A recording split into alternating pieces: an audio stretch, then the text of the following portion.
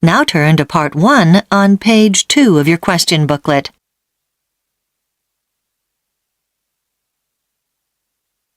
Part 1. You will hear a teenager asking about joining a film club.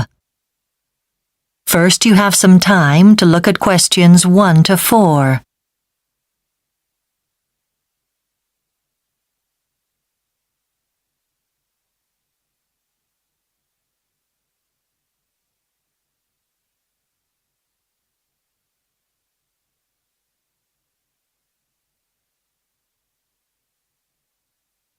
Now listen carefully and answer questions 1 to 4. Hi, can I help you? Yeah, I saw on the internet that you have a film club here at the cinema, but there wasn't a lot about it. Can you tell me a bit more? Yes, we're still setting up the web page. Sorry about that. We only started the club a few months ago. It's been very popular right from the beginning. We have regular film showings and there are lots of other benefits. How often does the club meet? Every 2 weeks, on Thursday nights. OK. And I'm 16, so could I join? Sure. People of any age can join. Right.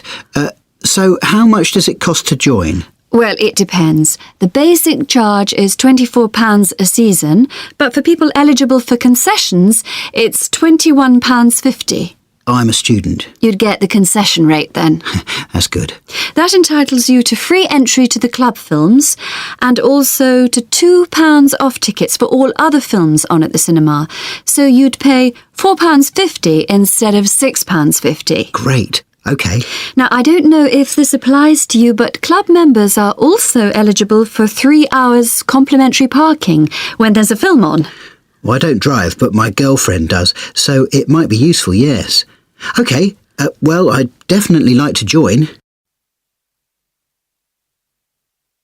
Before you hear the rest of the conversation, you have some time to look at questions 5 to 10.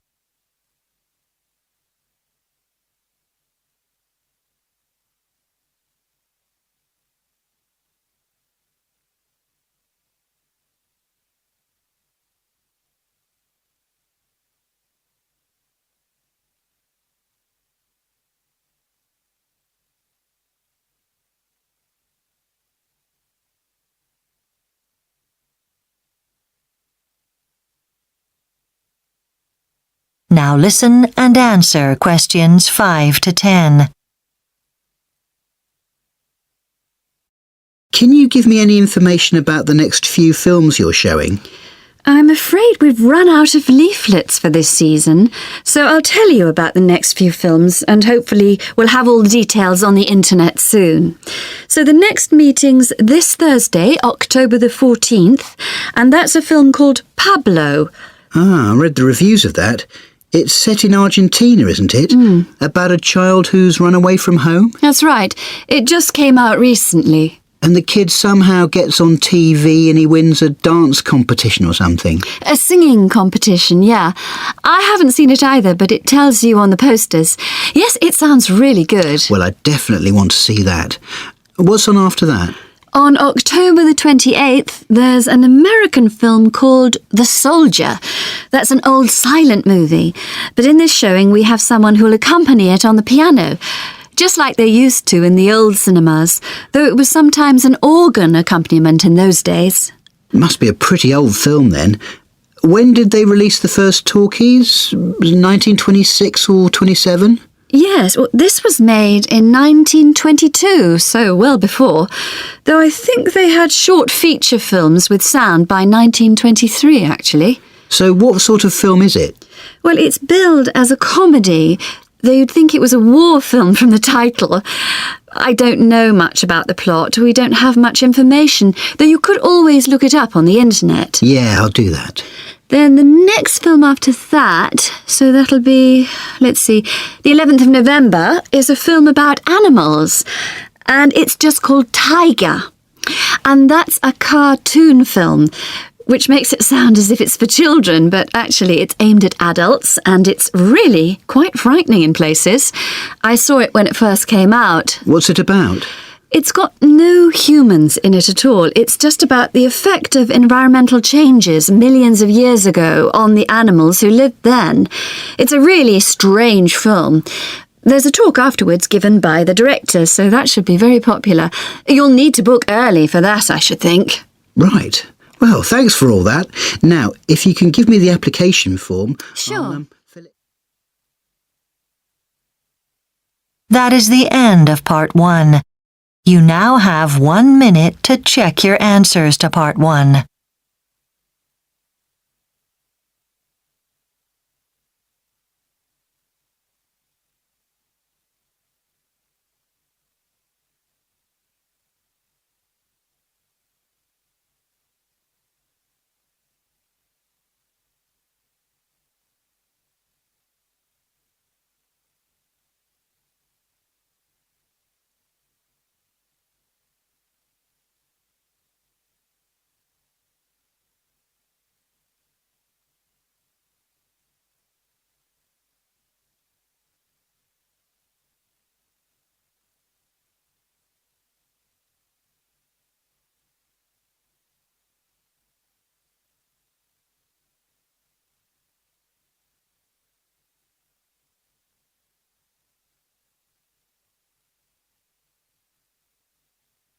Part 2. You will hear a radio program in which a man called Stephen talks about an organization called extrahands.com. First, you have some time to look at questions 11 to 15.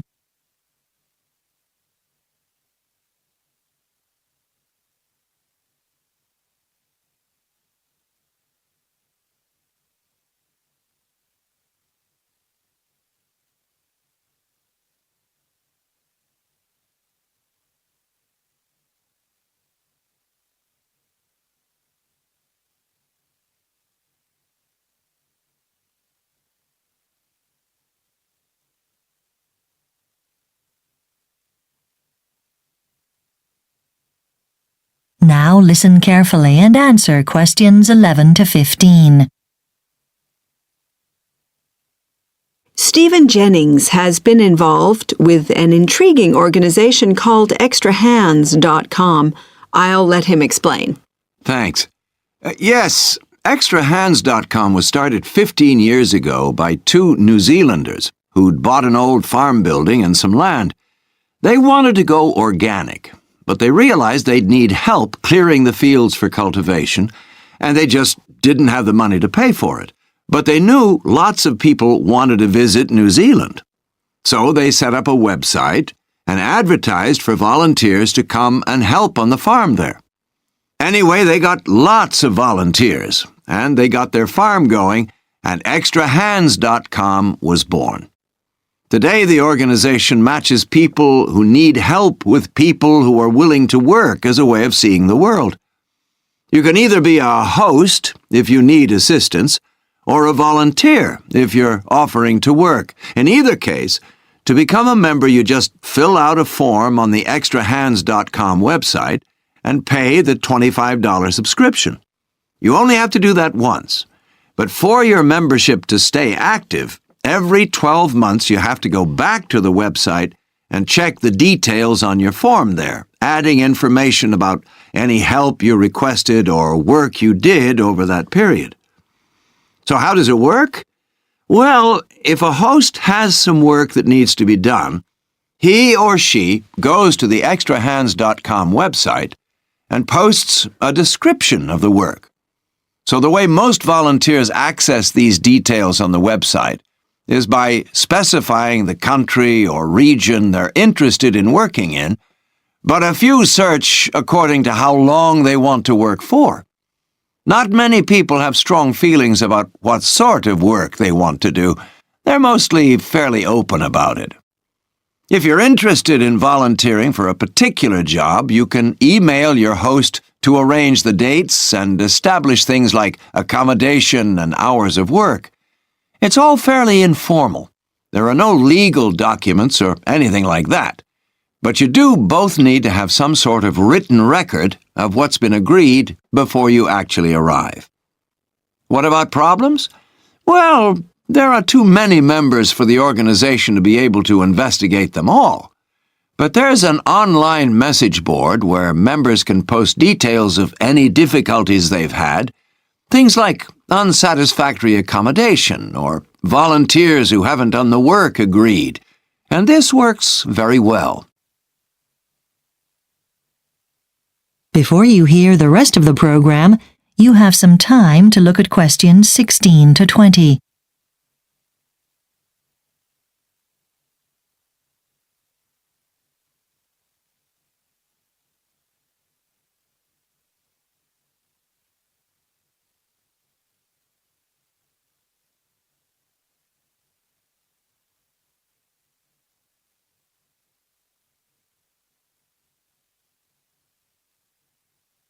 Now listen and answer questions 16 to 20. I know you've personally had lots of extrahands.com placements, Stephen. Tell us about them. Well, my first placement was in Portugal, where I helped a local guy with a guidebook he'd written in English. I read what he'd written and corrected the English and made some suggestions for improving it. I was very pleased with it when I finished, and I learned lots about the country. The next placement was on the other side of the world, in Australia. I was on a farm in the middle of nowhere, and since I'm pretty good in the kitchen, they had me fixing meals for 30 sheep shearers. I stayed 2 months, and it was a lot of fun, but I can tell you I was glad to get back home to California and just lie on a beach and relax. Okay, then, after a well-deserved rest, I did a job in South Korea for a small company that wanted an English speaker to show visiting Americans around. They gave me some books to read, and I learned as I worked. I loved it, and I developed a real taste for Korean food. My most difficult job was for an older lady in the USA. She had a gigantic house and grounds, but she couldn't maintain them all herself. So I worked for her, digging and planting flowers and stuff around her swimming pool. And she grew tons of vegetables, too. She was nice, but she fed me hot dogs morning, noon, and night. Now, my most recent placement was last summer in Italy. I helped a family add a room onto their house. I didn't speak Italian or know the first thing about building, but the husband had an English-Italian phrase book, and together with sign language showed me exactly what to do. And the wife's cooking was out of this world. Thanks, Stephen. And if you want more information about... That is the end of Part 2. You now have 30 seconds to check your answers to Part 2.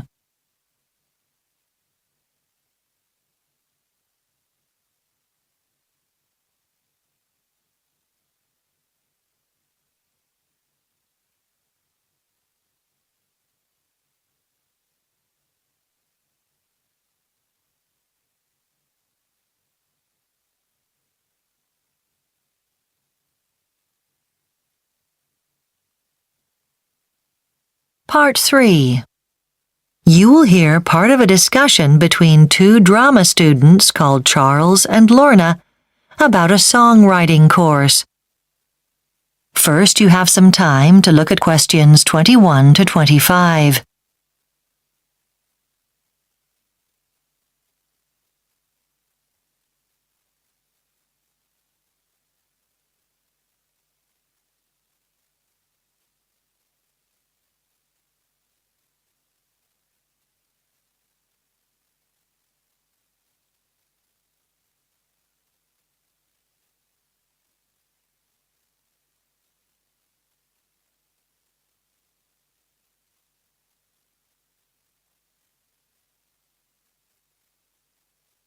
Now listen carefully and answer questions 21 to 25. Hi, Charles. I'm writing my report on the songwriting course for drama students. You know, the 1-week residential course for drama students from different universities where you learn about writing songs. You did that course last year, didn't you? Could you give me some tips for the report? I'm having a few problems with it. Yes, it was great. Well, Lorna, you could start by thinking about what you got out of it. Evaluating how useful it was is simple. The challenge is not to go over length. Referring to published sources might help. That would make it more scholarly too. OK, I'll go with that. And saying why you did the songwriting course is important. Some people just do it as another string to their bow to help with auditions for work and things. I thought it was a good opportunity to try out new techniques for communicating feelings and emotions. I was already confident about singing before I did it. I thought it was the location of the course which made it special, being held in a country house rather than in a university. They were doing some building work on part of the house, though, so it wasn't always easy to concentrate. I enjoyed the workshop most. How about you? Well, we were divided into 6 small groups for the afternoon, each with their own advisor. That was the best bit for me, having that discussion with an expert. When we got into pairs to start writing our songs, the idea was to combine people with different levels of knowledge and experience. But my partner preferred working on her own generally. And what did you think of the course content? I hadn't realised before how important the structure of a song is to its success. Yes, we learned it's no use writing the most beautiful words and melodies if there's no shape. And we learned about the importance of a chorus in a song. I knew about that stuff from my singing classes. It's a bit obvious, isn't it? I suppose so. It was the input on lyrical styles and forms that I found tedious. You could always look them up on the web. Anyway, how did you get on with writing your song? It was tough, and Peggy, my partner, was hard work, which wasn't funny, and writing was a slow process as a result of our lack of communication. By the time we finished, I was exhausted. Writing music from the heart is like that, especially by the end of a course. Before you hear the rest of the discussion, you have some time to look at questions 26 to 30.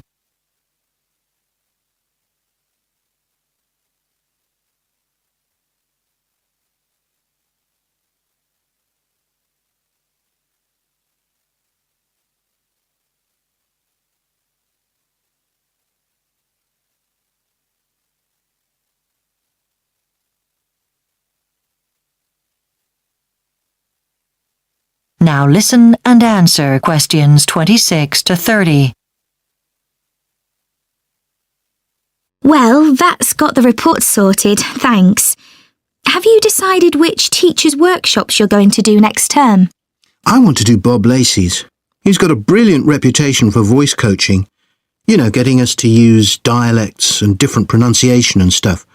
He gets you to do things like read out a newspaper article in character. It's amazing. I'm thinking of going to Evelyn Chance's workshop. Oh, Evelyn. She's quite a character.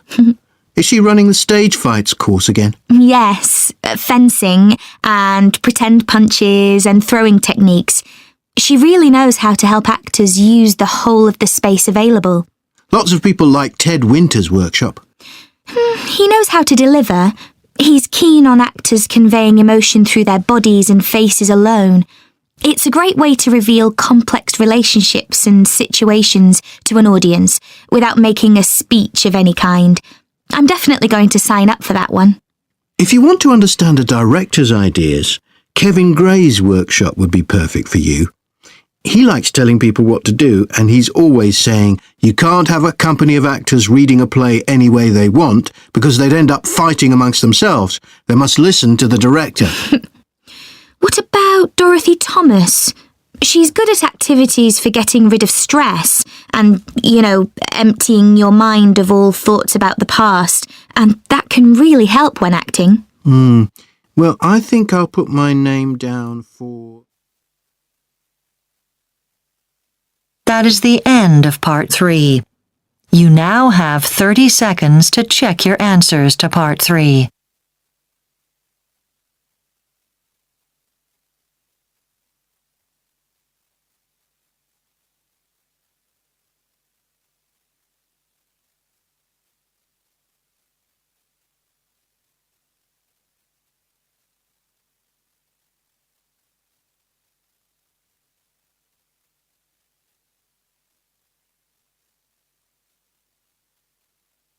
Part 4.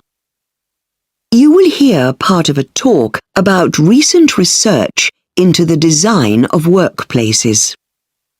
First, you have some time to look at questions 31 to 40.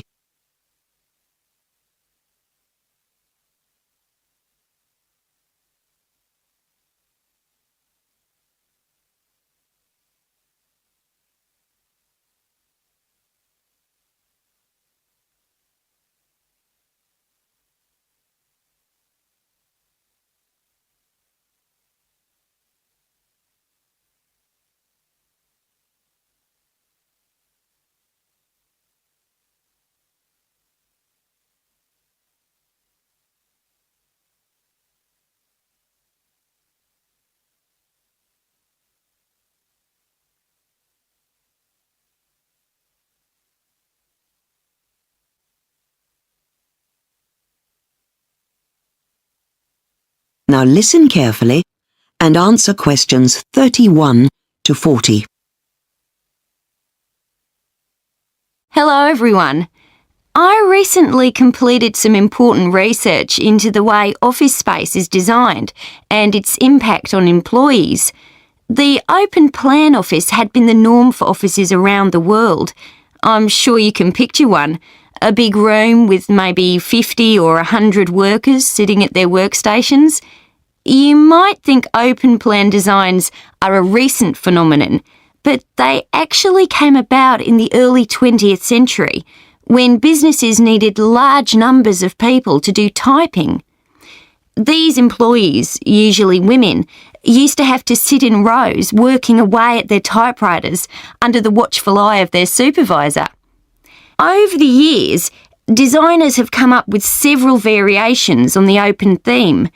In particular, this has been achieved through furnishings. The early designs featured separate desks. A subsequent design introduced the concept of the cubicle. These can have either high screens that workers can't see over, or a screen just low enough to keep a lookout for the manager. And nowadays, with the increase in large call centres, a phenomenon known as hot desking is common. In this system, employees working on different shifts are asked to share the same workstation. As you can imagine, this is not very popular with staff as there is little opportunity to personalise your workspace.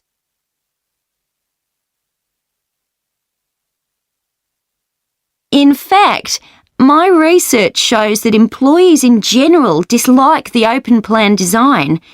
As a part of my research, I conducted a survey of the staff in several large companies with open plan offices. The employees all voiced similar concerns about the design. Firstly, they felt that the open plan took away their privacy, but many also felt the need to carry their valuables with them at all times. So, to some extent, they also felt there was less security with these designs. Another common complaint may be something for employers to consider when choosing this type of design, and this was that these types of office space are bad for the health. I was intrigued by this possibility, but looking at staff records, it does seem to be borne out. So, if this design is so unpopular, why is it so commonplace? Well, the answer to that is in the benefits that the employers feel this type of design has. Of course, there is the obvious benefit that this design significantly reduces costs, both in terms of rent and even in terms of energy use. Employers also argue that an open plan design leads to better teamwork and communication. They also feel that new staff can learn from observing other workers, so this design can actually help in training staff. However, the complaints voiced by employees seem to suggest that the disadvantages far outweigh the advantages. The reality is that unhappy workers are unlikely to work well together, and there is plenty of evidence to suggest workers are frequently distracted from their work by the noise that is all around them. What is clear is that as designers, we need to think carefully about the impact that our design has both on the staff involved and the work that they do. That is the end of part 4. You now have 1 minute to check your answers to part 4.